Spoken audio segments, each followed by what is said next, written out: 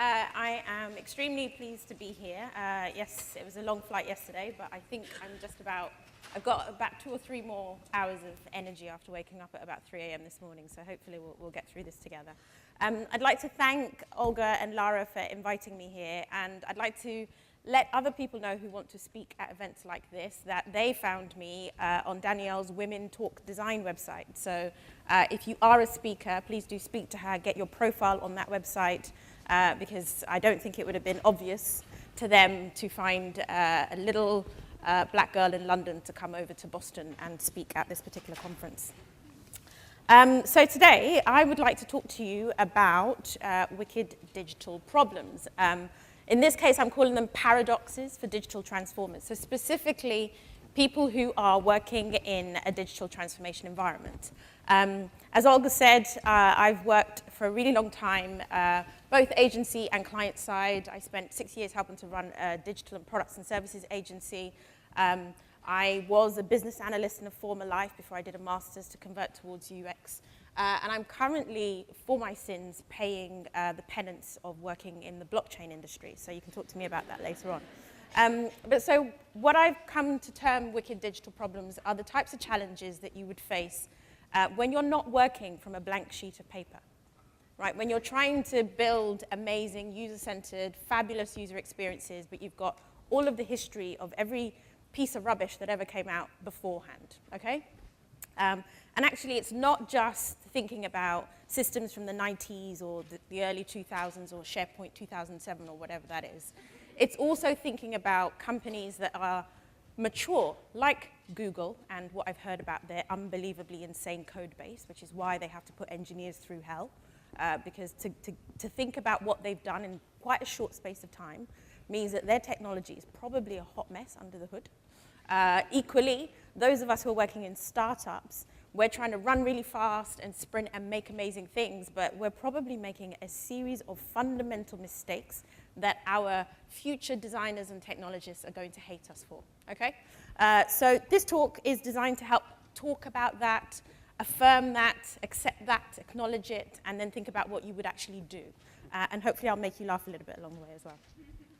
I'm not telling you what to do, but I recognize that people do take pictures of slides. I don't read my slides out, but there are some with lots of text on them, so I've just handily pointed them out to you. I'm also really keen for you guys to maybe follow up on some of the topics that I talk about today, so go do your own research, find out a little bit more. Maybe it could be a future career decision for you in the future. And also, I'm interested in your experiences. This is a topic I'm quite passionate about. I think particularly as a former business analyst, the whole problem-solving thing is a habit. I've tried to break it. But I'm interested in just having a discussion with you about your experiences and what you're going through, and maybe I can add a bit of color. And also, there are other people in this room who can probably contribute to helping to address some of those issues as well. So, what I'm going to talk about today, first of all, I'm going to define a wicked problem. The kinds of wicked problems that we in this room, say it together, we are responsible for. The future problems we're going to need to address, so how that is actually going to change the landscape of the types of projects we're working on in the coming years. And then finally, some tips for addressing wicked problems. So this group here, these are the commonly understood wicked problems. They're difficult, really meaty areas of society, civic society of the world, important issues that have a lot of weight. But there are also things that when you try and fix one, you see the other issues are symptoms. So if you wanted to look at a problem like, I would like to eradicate childhood poverty in Boston, you'd be like, okay, we're going to go into the home, and we're probably going to find that actually there's unemployment. We're probably going to find that there's low education. There may be housing issues. There may be a history of crime in the family. And all of those things are symptoms of childhood poverty. So what problem are you fixing first? That's what makes it a wicked problem, because actually it's very difficult to disentangle all of these issues and look at one without looking at the other. Most of the problems that our politicians tackle are wicked problems, because policies are made today. I'm going to find a US example. Well, actually, I have a US example, not a UK one. So Bill Clinton this year has been out talking about the whole war on crime in the early 90s and the fact that they had the 3 strikes rule, right? That's a wicked problem.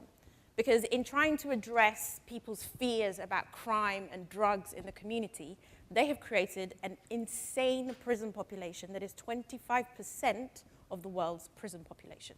They did not intend for the outcome. They were trying to solve a different problem. They've now created one, right? So that's wicked problems in effect. They're always around us. And it's very difficult to separate yourself because at some point in the future, you may be accountable for creating an outcome that is really, really negative and not necessarily what you intended at the time you were trying to solve a particular problem.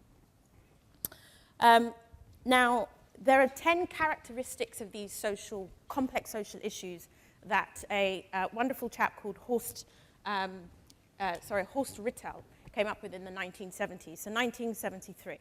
And these are 10 definitions or 10 symptoms or 10 characteristics that when you think about them, they help you define, is this a wicked problem that I'm dealing with at this particular moment in time? There are 3 in particular that I want to lean on. So they have no definitive formulation. So I talked about childhood poverty in Boston a minute ago. If you do manage to do this magical thing of eradicating childhood poverty in Boston, and you were like, great, I'm now going to go to Cape Town, I guarantee you the reasons for childhood poverty in Cape Town are so fundamentally different that nothing that worked in one place could work in another. That is a wicked problem. So you don't necessarily learn from one situation and get to easily apply it to another. Equally, there's always more than one explanation for a wicked problem. So I've just talked about childhood poverty. If you're somebody who's all about justice or eradicating inequalities in education, you may define that actually the problem is not childhood poverty. The problem is education, and it started with the parents and their opportunities and their access to education. You wouldn't be wrong, but you would certainly tackle the problem very differently to me if I decided that what I was trying to fix was poverty. And the final point, the one I want to lean on, is that as a designer, and this is referring to designers in the broader sense, you are trying to address a wicked problem, but you have to be fully responsible for your actions. And that's quite scary, right? If you're trying to fix poverty and you make a mistake, or you don't make a mistake, but your actions are directly responsible for a negative outcome in the future, it's quite it's a weight that you have to wear. But actually, it's important to recognize that is a possible thing that could happen, okay? So why have I kind of walked you through this definition? I think it's a good way to frame that wicked problems are also happening in a modern digital context, okay? So not quite the same, although if you're working on government stuff, if you're working in healthcare, you are having to deal with these social wicked problems as well as digital transformations, as well as building software. And that makes for an unholy mess that I won't go into today. So in talking about wicked digital problems, I've come up with what I think, based on my experience, I'd be really interested to see if people have other facets that they think contribute to this mix. A quartet of issues that create wicked digital environments, okay?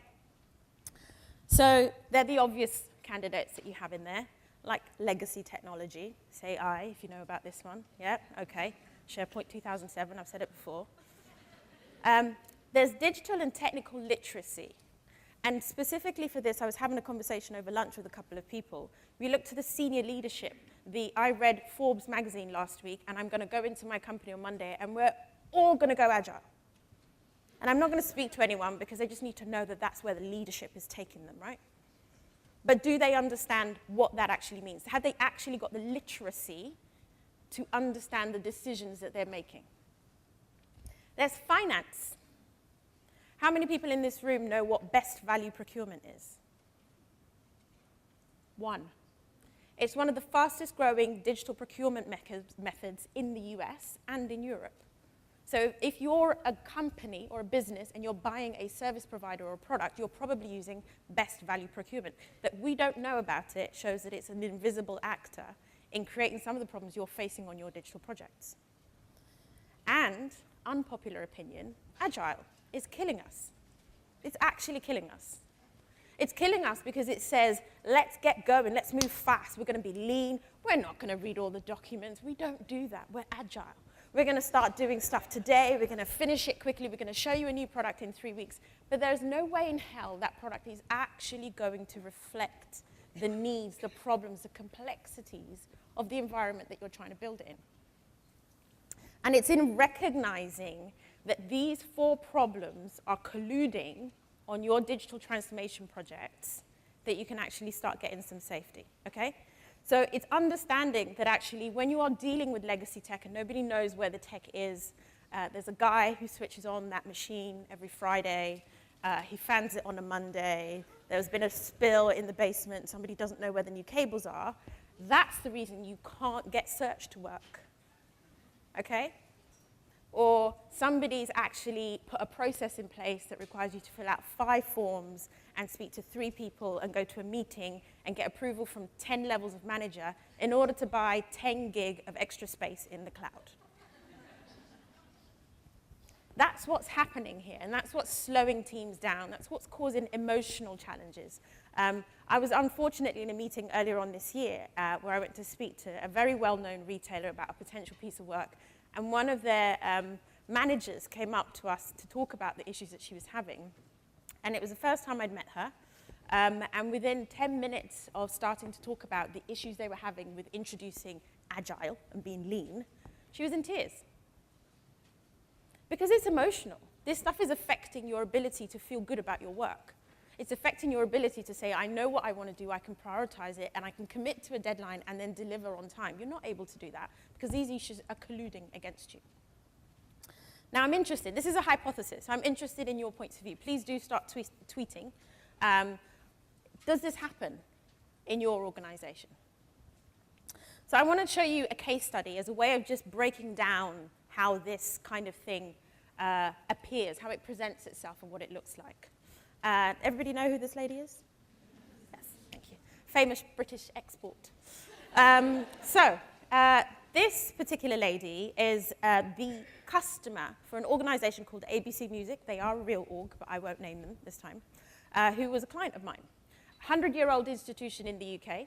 They had essentially, just because the UK is a tiny island really, a monopoly on the process of ensuring performers like Adele get paid every time somebody uses her music.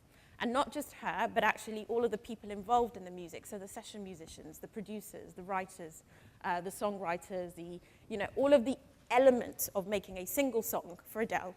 This organization was in charge of making sure that if it was played on the radio, if it was used on TV, if it was deconstructed and used as part of somebody else's song, that all of those people were credited, that the right people were paying for that usage, and then the money actually ends up in her bank account.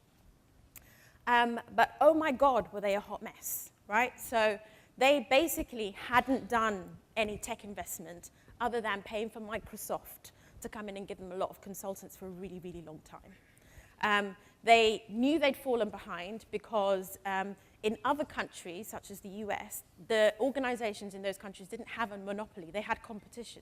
So they'd jumped ahead. They actually had a particular competitor that it was like they that should not be mentioned.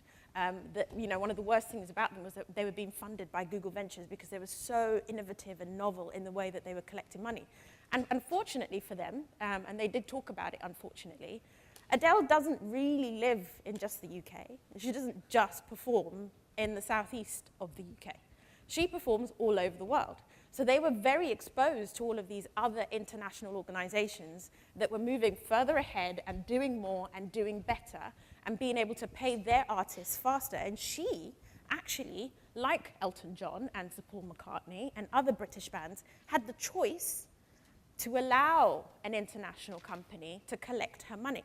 So they were actually going to start losing the ability to process. So it was really important for them to transform. And oh my God, did they go all in. They bought the Kool-Aid. They were like, we are transforming, it's going to be wholesale, we want an entire floor in the building to become like an agile workspace. They didn't tell facilities we were going to be writing on the walls, and that was a problem. But they hired my team as a strategic team, so it was our job to say, look, there's a vision, this is the direction we're going in. We did not know they also hired a bunch of other companies at the same time. And we walked in beginning of January, I think it was about 2015, and we're like ready to go. And then we walked into a room and they were like, yes, and this is everybody else that you're going to be working with. And there's like 60 odd people in there. And I'm like, I'm sorry, what now? Who? We wrote a proposal that didn't involve this, but that was exactly what they wanted.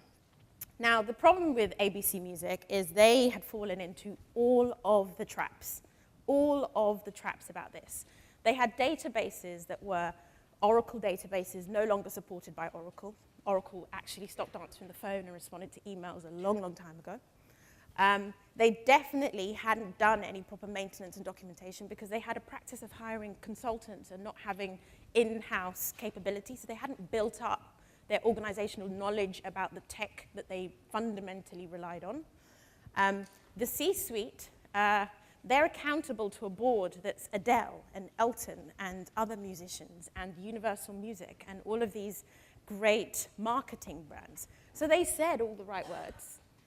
They talked about being agile. They went on safaris to Silicon Valley to learn from the best. They had Facebook in, tick.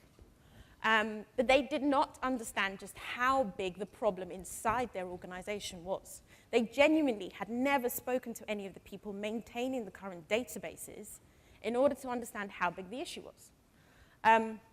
They definitely didn't understand the full cost of ownership. I think most businesses consider IT to be a cost and not an asset.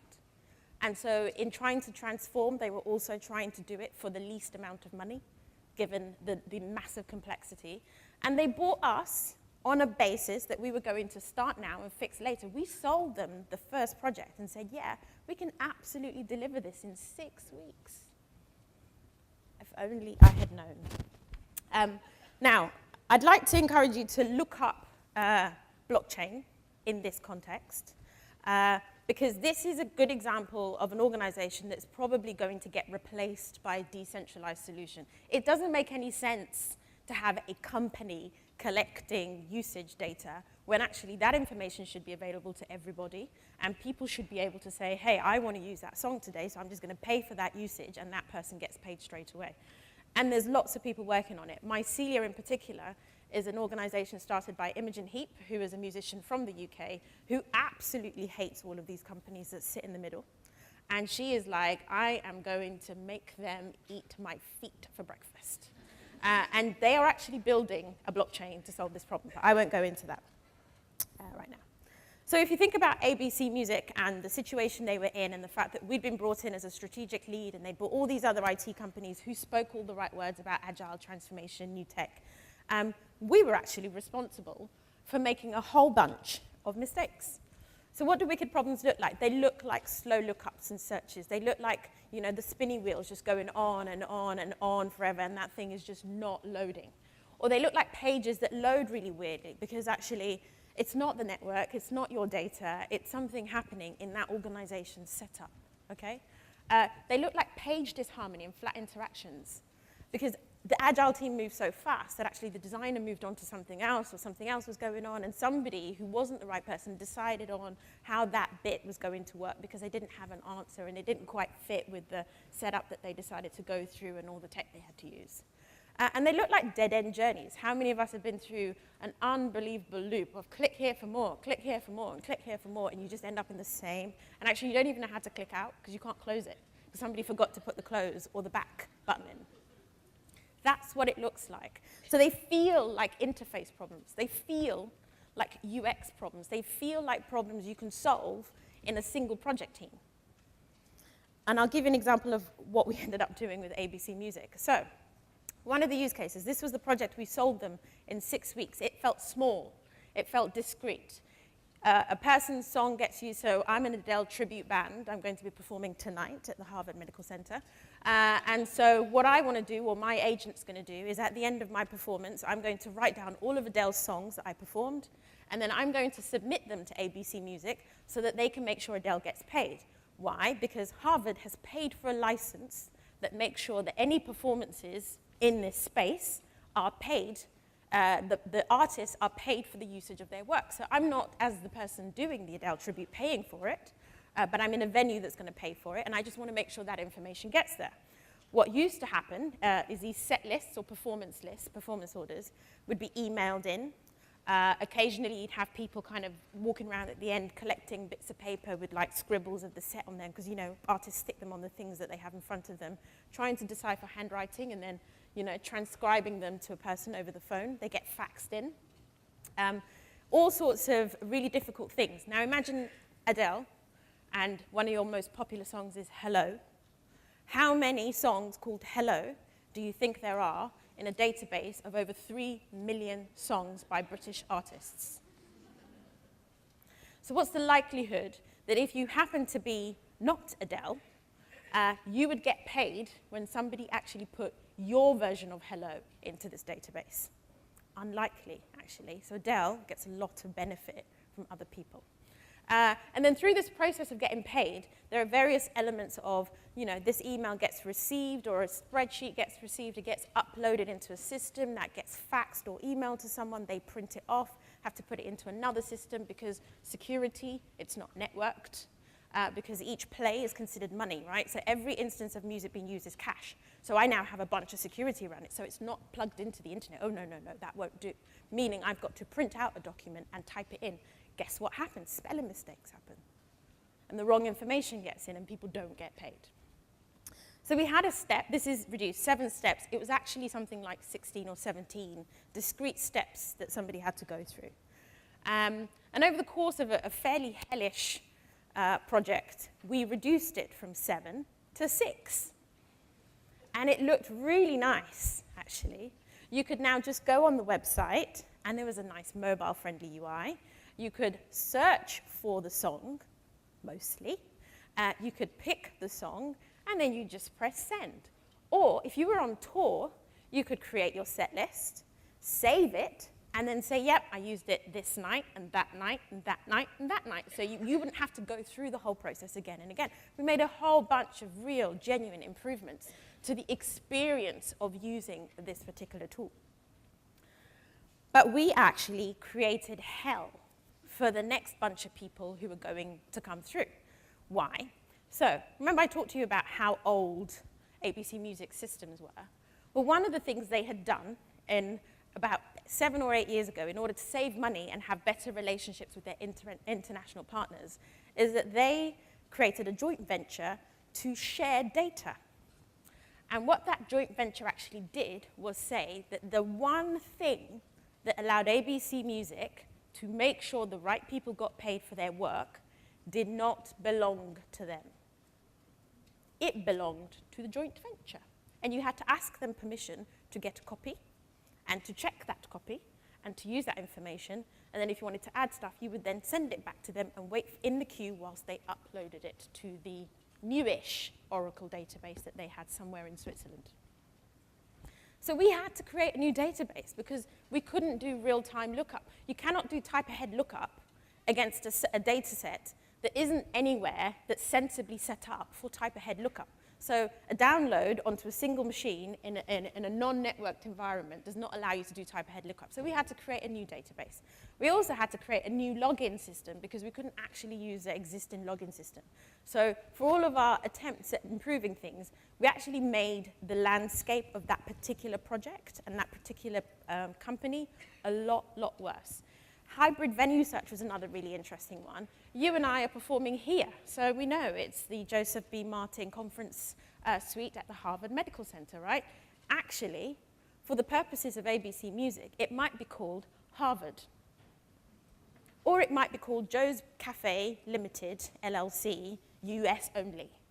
So it was actually organizational names, not locations, meaning that I couldn't just do a Google type search for a location in a human-readable way. I had to actually know the name of the organization specifically that was in the database. So we had to somehow match that and create a fake thing. And what it means is because we did it not in 6 weeks, we actually did it in 10 weeks, we didn't have time to write all this down. So whoever's next is going to have a hellish time trying to fix that situation. And I apologize. I stand responsible and accountable for the problems that we created. And there are 2 reasons that we're kind of ending up in this situation. The first is systemic and process failures. And I'm very, very passionate about making this clear. When we talk about discovery, we are so obsessed with users. We're passionate about users and what they need and what they want to do. We spent 4 weeks talking to musicians and writers and people who played instruments and session guys and people who owned studios. We did not actually spend anywhere near as much time talking to that guy in the server room, talking to the existing IT team, understanding what on earth this joint venture was about the data. We just assumed that that stuff would work, and it didn't. It's like, we then got into Sprint Zero, right? It's like it's Agile, so we're going to get our development environment. We've got this new floor, we're going to talk about what we need. We've got whiteboards, we've got Post-its.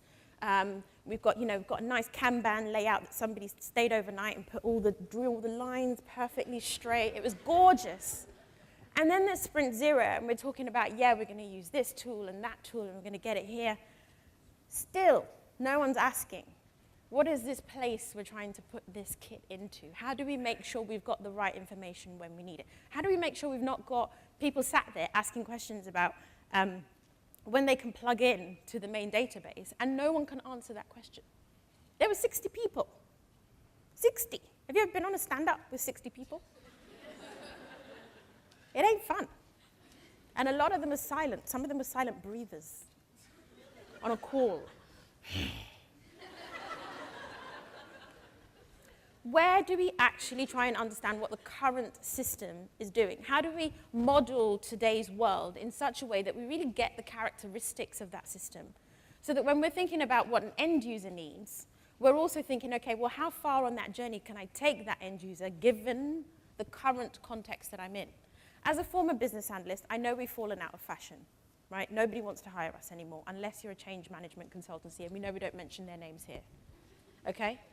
It means that our job as a business analyst, which, yes, granted, used to be producing a doorstop of documentation and calling it requirements, but where we actually spent a significant amount of time modeling what happens now, it's not really been picked up by anyone. Product people don't quite do that.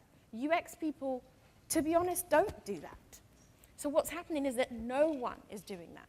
There's a gap between what people think is happening and what is genuinely happening, and we're not modeling it enough so that when we do want to start introducing an agile, future-facing new program of work that allows us to create these amazing cloud-based mobile experiences, we're genuinely doing it within the constraints of the environment that we're in. And so we're giving ourselves a lot less headache and a lot less trauma because we know just how far we can go. We're not setting an expectation that's too high. The other thing that we're doing is we're enabling wicked problems as individuals, okay? We are princesses about design. Princesses, I tell you, I designed it, they have to build it. And if they can't build it, that's because they're not as good developers as I am a designer. Really? Think about it, have you had those moments? Well, they messed up. I delivered all of the designs. I had a beautiful deck. I even sent them the fonts, right? I sent them all the links for everything online. I had so-and-so sign it off. So, it wasn't me. They messed up. But what I want to know is, did I check if they could be part of what I was designing?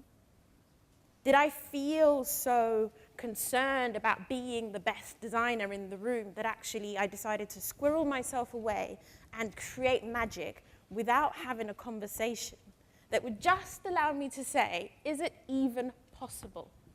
Did I consider myself such an amazing designer that I also know every single possible method in all of the JavaScript libraries so I can appropriately determine exactly how that interaction is going to work? Really? No. So let's think about that. Because if you're not thinking about systemic issues, if you're not thinking about the current system, and if you're not thinking about how you as an individual are part of the problem and therefore part of the solution or not, there are a bunch of things that are already happening in our world that are going to make these wicked, wicked digital problems even worse, okay? I'm calling it digital inequality. Again, I was having a great conversation yesterday, I think with Laura, talking about the scenario where you've got your phone in your pocket and you walk into your car and your car recognizes you've got your phone in the pocket and you start talking and it knows where you're going, and then you get home and you walk in and your phone knows you're at home and you start talking to Alexa, and then your husband walks in and his phone's in his pocket, or your partner, and then you're both, which one of you is controlling Alexa right now? Whose account is synced in? If you say, oh, Alexa, buy me add this to the shopping basket, who's paying? There is a choreography element about having multi-device experiences that needs to be taking place in our modern context. So this isn't just what we needed to be thinking about, it's actually what we need to be thinking about now. And the problem we have is actually the more global you are, the bigger your team, the more international your perspective, the greater the inequalities that you're also having to design for. So not only are you dealing with negatives, so let's think about digital transformers in government, for example. In the US, you're thinking about all the income streams for people being able to access voting services, healthcare, housing services, welfare, online. Why? Because it's a cost saver and because it's a better way of delivering a service. We have agreed that.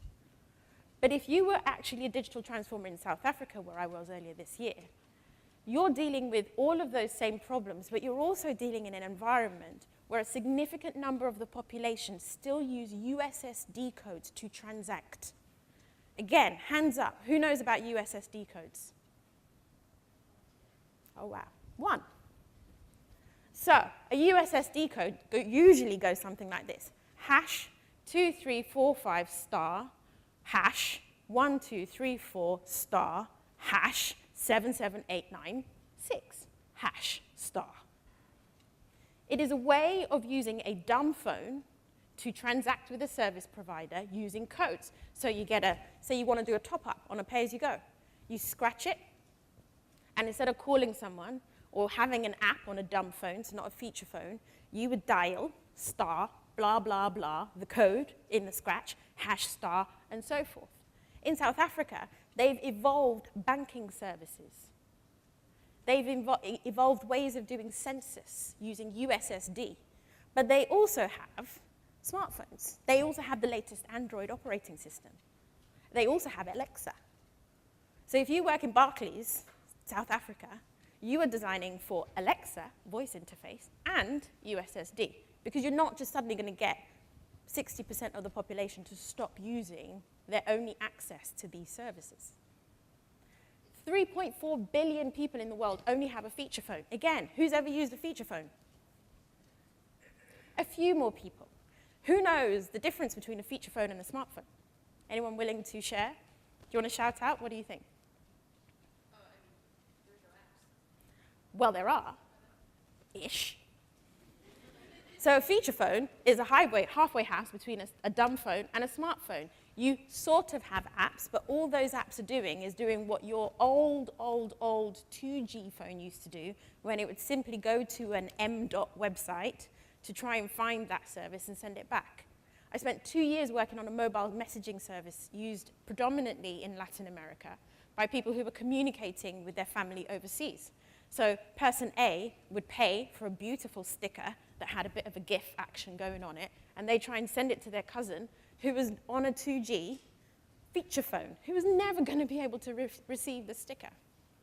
So you're designing for an environment where you're not just looking at how Alexa operates with your car and your Tesla and your amazing Nest that you've got at home, but it's also trying to communicate with a world where most people, and that's the difference, so 1.1 billion people have smartphones, but it's everyone you know in this room, but 3.4 billion, so over 3 times as many, don't. Right? So if you're thinking internationally and you're dealing with these transformation scenarios, your problems are going to get really, really complicated really quickly. If you're still calling yourself a mobile designer, I beg of you, please change your CV. It is, do you know how many different form factors there are for mobile? Gazillions. Android alone is responsible for about 7 million. We know that desktop, web, and mobile don't mean much anymore because every single screen is adaptable, right? There's no point having a target screen resolution when people are going to do all sorts of weird things, turning their phones around or putting it on their TV, or, as will probably happen, just stick it on the window pane at some point. Equally, Google Now, which I think is now gone, actually, I should have taken that out, 5 trillion searches with your voice a day is a stat that they were putting out last year. That fundamentally changes. So if you're working in a business, that's a high-growth business, and you want lots of people to find you, and you've got to think about, well, what's your next evolution of interface? You've got to probably think about voice. And how are you and your teams adapting to having voice when potentially you've never spoken to the developer who's got a fundamental data source for you that still needs switching on and off every day? You've also got, as Kira and Jess were talking about today, quant equals qual for some really smart people who have actually solved the problem of not just collecting data, but actually using it for something good. I haven't been to Disney yet, but when I go, I am so getting a magic band, right? You don't need a key to open the door to your hotel room. You don't need a pass to get in any of the rides. Your family's preferences are stored on your band, so that if you're in a queue for a really long time, they are going to send Moana to entertain your kid. Why? Because they know that your kid likes Moana. Now, I will tell you whatever you want to know. If I'm about to spend $10,000 on a holiday and it can be that good, hell yeah. But if you're competing with companies like Pluralsight and Disney, and you actually haven't started doing anything with your data, but you're harnessing it, and then you're going to start doing some experiments now, you're probably a bit behind, but equally, you're probably going to start doing some you're going to start making some fundamental mistakes. Now, there is a new technology on the horizon that is going to scare you all as well. I've already used the B word, the blockchain. And yes, there is a hashtag, stick it on a blockchain. I wanted toothpick finding to be on a blockchain because you can never find a toothpick, right? So a decentralized toothpick solution would be the right way to go. But aside from the ridiculous hyperbole around it, people who are really good at this, i.e. Ben Horowitz, probably the world's most significant financial investor and contributor to digital technologies, believes that distributed ledger technology, aka blockchain, is the disruptor of our decade. It is going to fundamentally change the tech scene. It's not necessarily going to replace the internet, so I didn't say that. But what I am saying is it changes the paradigms that we operate in. So, I'll give you an example of utilities. Imagine Uber without Uber. So right now, Uber is operating as a middleman in a peer-to-peer economy. Airbnb is operating as a middleman in a peer-to-peer economy. If I have the technology to rent my car, and I can rent it to you because you want to come in my car, I don't need Uber. If I want to rent out my house, I don't need Airbnb in a decentralized blockchain technology world. But when we think about these services, the jobs that Uber does and the job that Airbnb does, the support infrastructure, the governance, the maintenance of the rules, those things become our responsibility. They become part of the community's work. We have to somehow design in such a way that allows people to self-manage, to self-govern. What are the rules for why I would want to get into your car? What would I need to know that would make me feel less safe about staying in your house? Because if I don't have Airbnb, I'm making those choices. And so as a designer, your job is to then somehow bubble up to systemize the process by which I can make a good decision for myself. It does, I mean, it's no joke. 14 billion being raised in this technology. Yes, again, there's a lot of hyperbole, there's a lot of press. And I'd be happy to talk to anyone about it later on. But this tech isn't going away. And if you're going to have to add it in to your existing ecosystem, so the guy's still switching on the server, but now you've got a blockchain, you've got Alexa, you've got 40% of your users somewhere in South Africa who are using USSD codes, your world is really, really, really complicated. And there are going to be problems. So, some light at the end of the tunnel.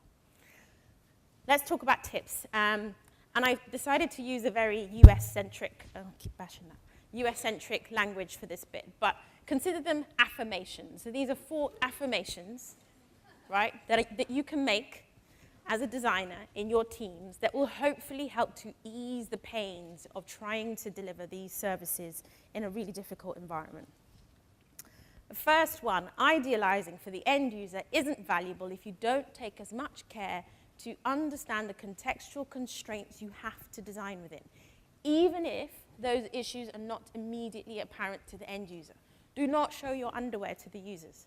I do not want to know how your business is set up. But actually, as the person who has that unique access to the organization, it is really important that you understand it, that you care about it, that maybe you help to redesign it at the same time as doing a better job for the end user. So 2 methods that we developed at Head. The first is called Product Runway. We called it Runway because it's got the agile feel, you know, you're getting ready to take off, let's get on the runway before we... Anyway. Runway is basically a way of saying, before we start the sprints, which we're definitely going to do, so yes, CEO, tick, we're going to spend some time just preparing for it, okay? Now, we're not going to spend 6 months or a year and create a doorstop. Maybe we'll spend 6 weeks or 8 weeks, and we're going to run it in an agile fashion. But what we're going to do is we're going to say, okay, so we think we want a new way of allowing people to say, I used this music last night. Well, what we're going to do is we're going to draw a picture of what that looks like, and then we're going to go find this guy downstairs, and we're going to put it in front of him, and we're going to say, so this is what we're going to do. What problems does that create for you? What opportunities does it create for you? Do you have an opinion? Do you know who else we need to speak to? Oh, who's that? Okay, we'll add them to the list, and we'll go speak to them too, and we'll iterate the prototype based on what you've told us. And you do it again, and you do it again, and you do it again. And what it helps you identify is within the kind of agile parlance, it helps you understand your spikes. So this is a prickly problem. There's no point committing to delivering this thing, so actually we're going to need to set aside some time to experiment with that problem. It helps you manage expectations. There's no point promising to deliver this thing in 6 weeks, but now we understand the world, we'll deliver this thing in 5 weeks. So it looks like we're doing more faster, but actually we're promising less so that we can focus on how we're going to solve some of those pricky issues. Equally, doing system journey maps that look exactly the same as user journey maps. How powerful is that? Here's a user. Your user is data. Data lives in this database. Data likes to talk to that database over here. Data has needs. It needs to have so many variables. It likes to be used in this particular way, but it's resistant to any ideas of being misappropriated in this way. In plain English, so that everybody can read it, so that everybody understands. It's not a technical architecture diagram, although some people in your team will need that, but actually just helping you to absorb it in writing the system out in that way, it's powerful. And get it up on a wall, put it up on Slack, take pictures, let everybody see it, work transparently so that people are becoming either consciously or subconsciously aware of what your current situation is able to deliver. Second affirmation. As a UX professional, it is no longer an option to have low technical literacy. Start speaking dev. Take time to learn about the big legacy challenges most organizations face and be pragmatic. It is unrealistic to assume that every UX person should code. I actually think that's a pile of poo. But it is also unrealistic for you to call yourself a UX designer working in digital and not understand how tech gets built. It is absolutely your responsibility to develop some kind of mental model about how this stuff gets made. Because, I mean, whoever bought a sculpture from somebody who didn't understand how clay happens? You need to understand it. You need to get a sense of how it's put together and what the shape is of this thing. Because you're just as likely to come up with a solution based on what you can invent in your own head as you are from somebody saying, do you know what? There's a new library that's just come out, and we've been playing with some interactions that we get for free from that library. Can I show them to you so maybe you could co-opt them into your design? So sit next to your developers. Co-locate. If you don't necessarily have a localized team, so you're a distributed team, travel. Encourage other people to travel. Cook for them. Bake them cakes. Tell them you'll take them out on the weekends. Spend a week or two physically developing the kind of a relationship that allows you to share information. Allow them to gain a respect for what you do, but be humble and respect what they do. Learn from them. And then run developer design workshops. So what we used to do is, again, tech is quite different. They do need downtime. They don't want to be interrupted. You do need to give people a period of time to code. But actually, if you say, look, at the beginning of every sprint, we're going to run the sprint kickoff as a workshop. We're going to use Post-its. Everybody is going to sketch, because doodling is really not that hard, right? And we're all going to put this thing together, and we're going to map the solution as a team, because I want to understand what you need as much as you want to understand what I need. Oh, you guys are planning for what you're going to do with the back-end architecture. Can I just sit in? Promise not to say anything. I just want to hear what you're talking about. You know, I'll write down all the acronyms and Google them later, but at least I'm there. You're present. You're thinking about their context, their needs, their possibilities, and they recognize that. And that adds a huge amount of value to the entire team. Equally, take them on the research. Say, look, I need an extra pair of hands for a day. Can we plan it into the sprint so that you can come with me with this, for this ethno? We took the head of the mobile messaging product that I told you about earlier. The team building that was based in sunny Bournemouth by the beach in the UK, and they were delivering a product that was being used predominantly by people in Brazil, in Mexico, and in Ecuador, and they'd never been. So when we did research out there, when we went to do design sprints and we went to talk to people, we took the head of development with us. It did backfire, because suddenly every new feature, he was like, well, where did the user say that? And what, remember Martina? Martina said this. I don't think she'd like that feature. So you've got to manage it a little bit. But it was powerful to suddenly get somebody who'd just been talking about load times and server performance to be talking about an individual user in such a rich way. It totally changed the relationship that we had. Affirmation 3, there is no blame game available to you. They is replaced by we. There is no right or wrong, only good or bad, based on the best thing that we can achieve. Apologies aren't always good enough, but actually recognizing that you are responsible and accountable for the impact of what you're building, it goes a long way. Recognizing that your design is only as good as what gets built and released, it goes a long way. Recognizing that as a team, you fail and succeed together, it goes a long way. It shows in your behaviors. Now, one of the things that I also developed as a way of helping teams to prioritize on the most important things is using language that the C-suite love. Customer experience debt. You have financial debt, you have tech debt, you now have experience debt. We have modeled the system. We've looked at the data. We've understood where the big pain points and failure points are. We've scored them on impact. We've got an accumulated debt of 25 points in this service. In the next release, we're going to reduce that by 5 points. And we're going to focus on the points that have the most issues. So we're going to be able to tell you explicitly, these are the points we're targeting. These are the failure issues we're going to take away. And we're going to bring that number down. And as a team, we do that job. That may have a heavier reliance on UX. It may have a heavier reliance on the back end. It may have heavier reliance on moving your mainframe from one place to another. Whatever it may be, you're doing it as a team and you're prioritizing based on your debt as a team. So there's value in that language and the ability to model your system in a particular way. And finally, do not be beholden to the propaganda. And this is about leadership, helping to educate those people who make a decision like we're just going to go agile because I read it in Forbes. Or I just met Mark Zuckerberg. Honestly, Facebook needs to come in and do everything. Our intranet needs to be Facebook. Make it happen. If you really, really want what they have in the Valley, then you have to actually look at what your organization is capable of. Because what Silicon Valley has done is built a world that it is capable of handling.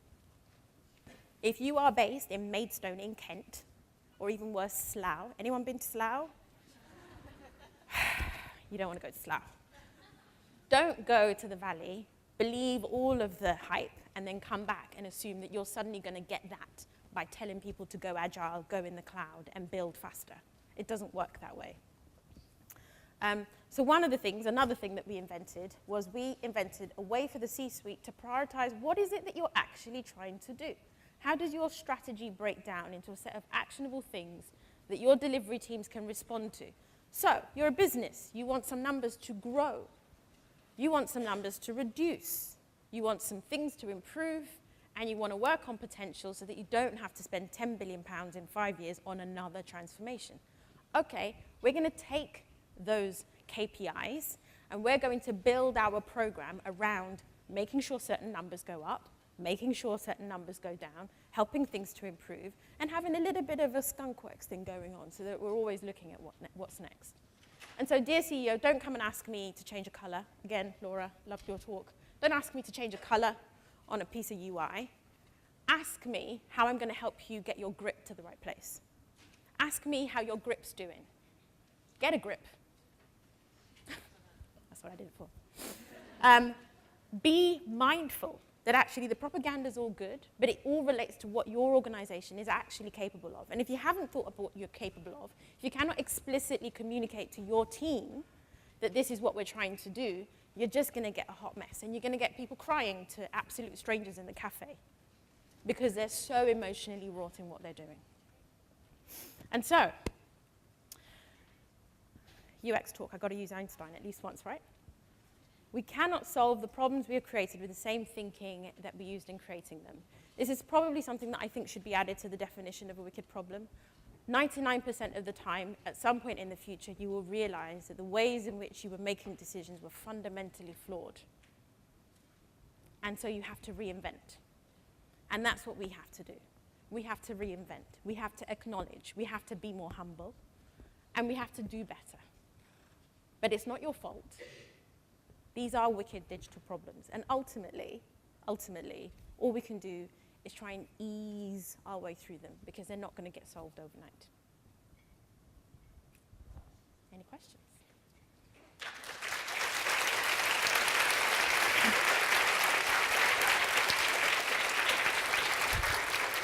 Have I got time for questions?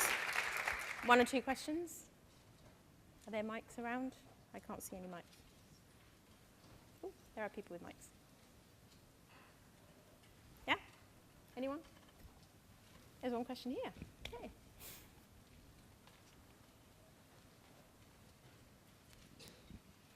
Maybe this is more of a personal question, but we were just saying you're such a good speaker, so just curious, like, how you got started doing it, like, if someone's interested in doing it, how do they get started and get better at it?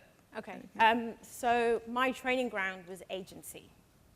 And in an agency environment, you are always defending your design work. You are always presenting your design work. You are always pitching to get the next piece of work.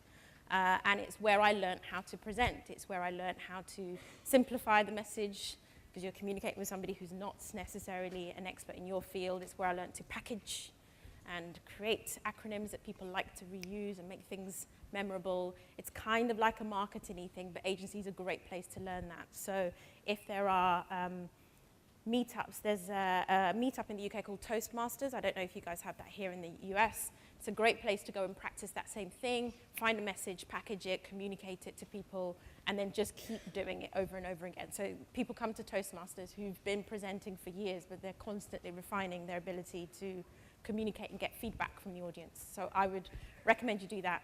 And there's nothing better than practice. So just start presenting. Start. Get some feedback. Ask people to help make you better. Every talk will be better than the last talk. So yeah.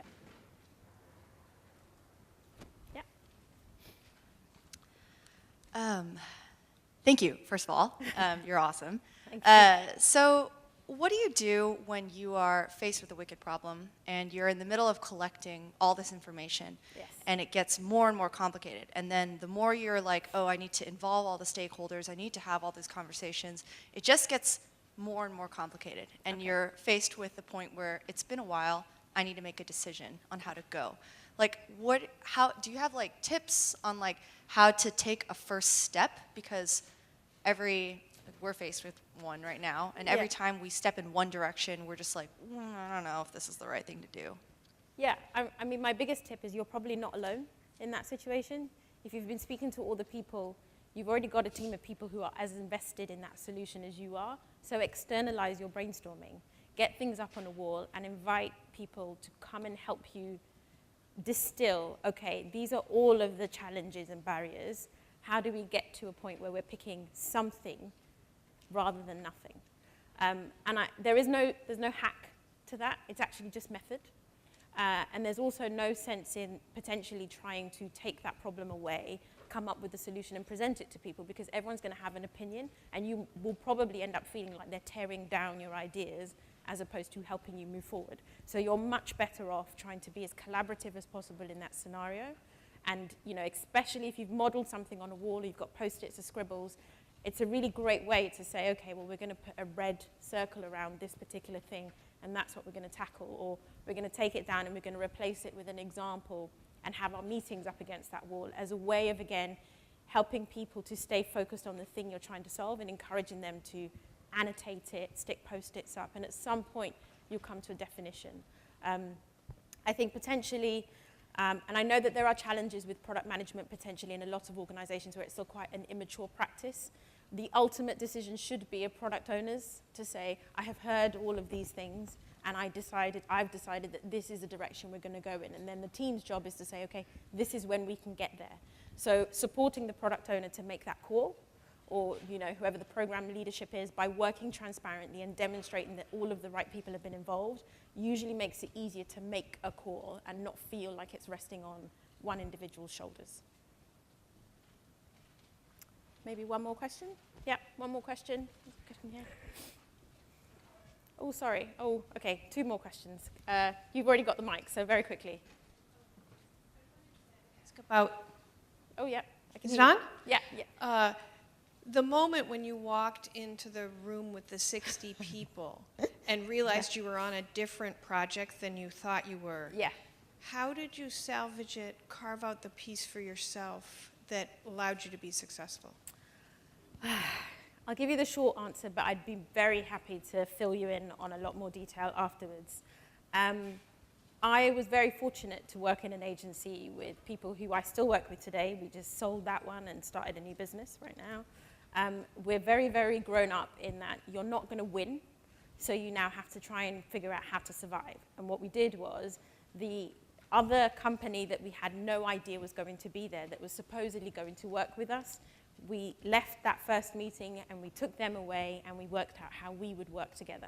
We did not involve the client because they clearly had no clue. And so the best job for us, for the client and the situation, was to solve that problem for them and come back with a solution that worked better than what they had before. And it was problematic because you're 2 different organizations, different philosophies, but it started our ability to at least try and figure out how we're going to work in that situation. Our money was dead definitive. We'd sold what we'd sold and we were going to get paid. It was just whether or not we could succeed in that scenario. And actually, interestingly, we found that other people were paid on delivery, which was very problematic for them. So we tried to help them solve that problem as well. So I'll give you lots more information afterwards. It was hairy. My grays, they come from that project. Yeah. Final question. Okay, well, first of all, this was a really amazing speech. I just wanted Thank you. to say that. Another thing is you were talking about like childhood poverty and you used that as an example of a wicked problem. Yeah. And it got me wondering about, are there like places like that are using UX, Yeah. like the UX industry, if that's being utilized in public policy or humanitarian spaces, and Yeah. how that's being done.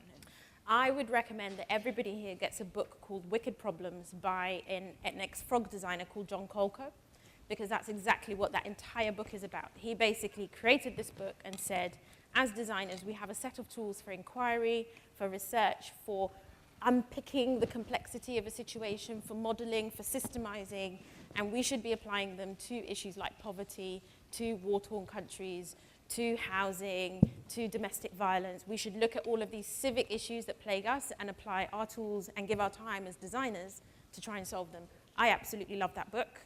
I can't talk about it better than he can, so I would recommend you read it, get it, make it part of your library, and if you have the opportunity to volunteer your time, I would recommend that you use your skills in that way, because it is these are not issues we fix, they're issues we're always working on, and so the more people we've got working on them with the right tools, the better.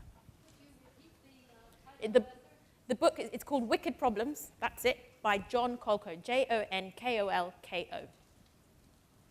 Thank you very much. Enjoy the rest of the day.